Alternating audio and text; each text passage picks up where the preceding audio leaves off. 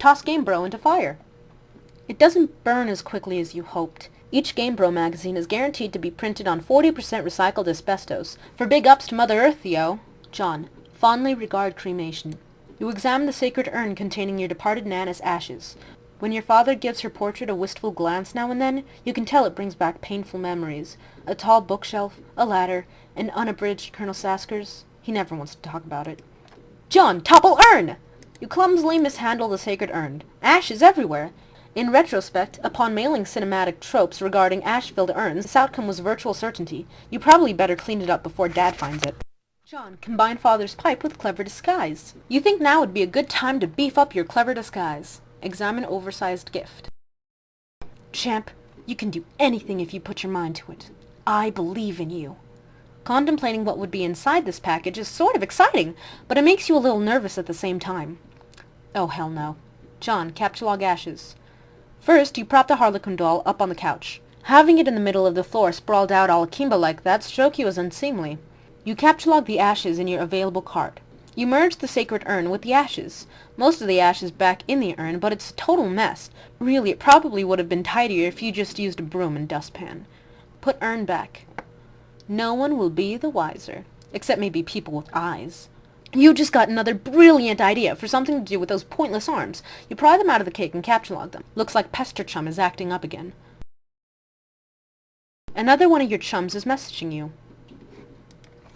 I understand you have recently come into possession of the beta released of the Game of the Year, as featured in respectable periodicals such as Game Bro magazine.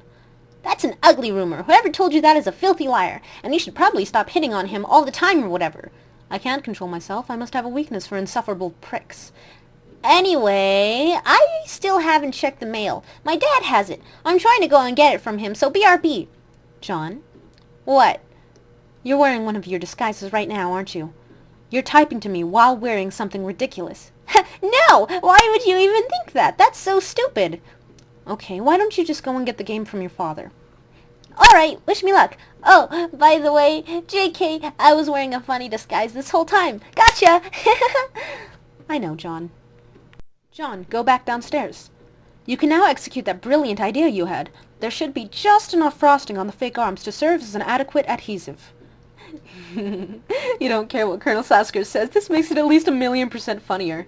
Inspect burnt paper on the floor. Bro, burn loan! You put this back in the fire, where it belongs. As long as you're cleaning up... John, capture log doll. You can carry hefty items, but that thing is just way too big. Get real. Besides, you don't even want it. John, read Colonel Sasker's text. Hell's bells, we are having a mighty sporting time of it. Hold fast, my intrepid fellow pranksmiths. We've merely nicked the mahogany of our japering costs. If I may direct the incisive ogle of your beagle pus to the wriggling regency of rubber bugs, plastic parasites, squirming serpents... Cut out the jibber-jabber.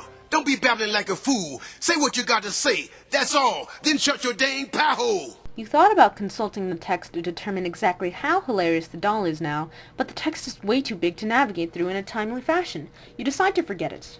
John, find Dad and retrieve mail. The door on the left leads to the kitchen, from which the smell of baking wafts, a powerful aroma which could lift an especially portly hobo off his feet. The door on the right leads to the study, where your dad spends a lot of time. He could be in either room. Where will you go? Go in the study. It doesn't look like he's in here right now. On the desk is a deck of playing cards, one of your dad's pipes, the April issue of the Serious Jester magazine, and a stray capsule card. There is also a can of peanuts on the desk. Haha! Oh, Dad, you won't be falling for that one again anytime soon. A severe peanut allergy is a terrible affliction to cope with. Upgrade costume with hat from Hat Rack. You swap the magician's hat with the bowler hat. This disguise is somewhat less funny, but a lot more distinguished looking. John, combine second pipe with clever disguise. Your dad maintains numerous pipes around the household. A father without a pipe is like a strapping roughneck without a toothpick. That is to say, he is a rather piss-poor excuse for a roughneck, if you ask me. You'd rather not take the pipe, though. The first one tastes bad enough as it is. How you suffer for your comedy. John, examine capsulog card. Yes, this will be perfect for expanding the space in your silhouette. Capsulog card. John, play a haunting piano refrain.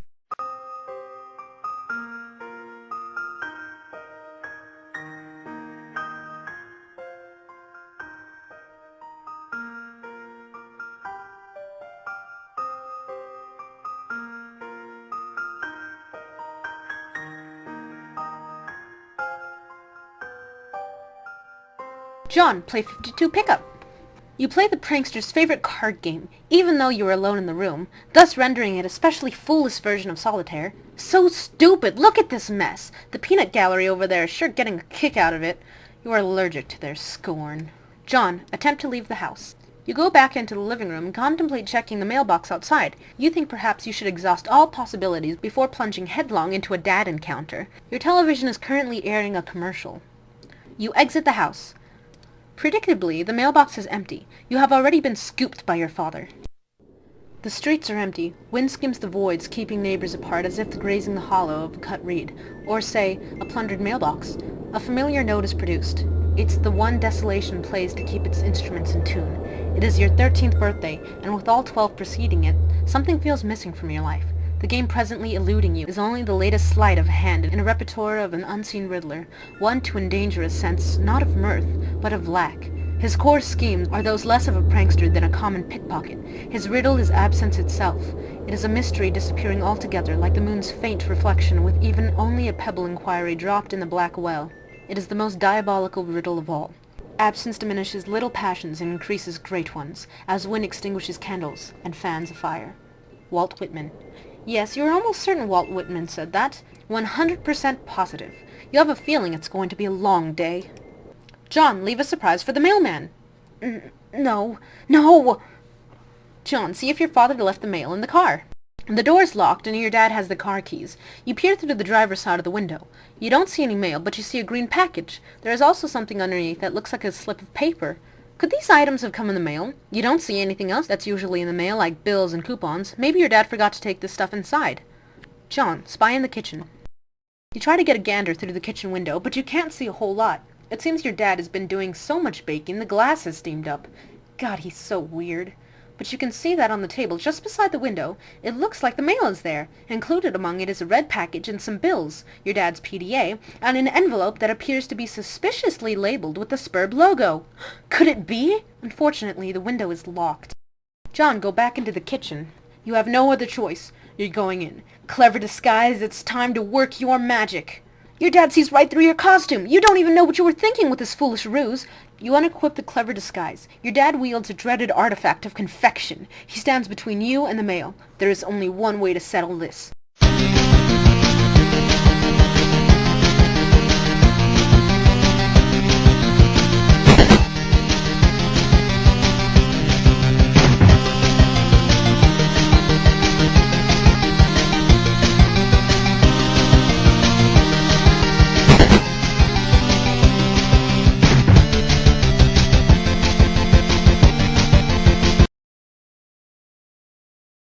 You cannot abscond. The pesky guardian is blocking your path. You will need to engineer some sort of distraction.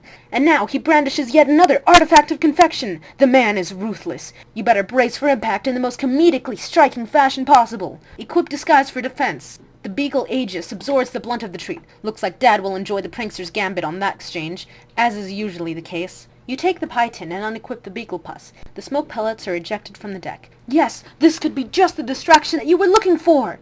Nothing happens. What a huge letdown. John, take the cake! When two great forces oppose each other, the victory will go to the one that knows how to yield. Oscar Wilde. Wise words by a man who could likely resist everything but temptation. The cake forces Colonel Sasker's text out of the Silodex. Sassacre, you beautiful bastard! Now's your chance!